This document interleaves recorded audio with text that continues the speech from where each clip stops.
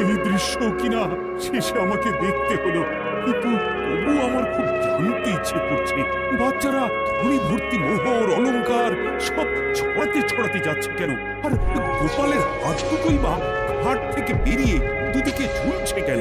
মহারাজ, আর একটা ব্যাপার কি আপনি লক্ষ্য করেছেন? কি বলতো? গোপালের দেহ আরা কাঁধে করে নিয়ে যাচ্ছে।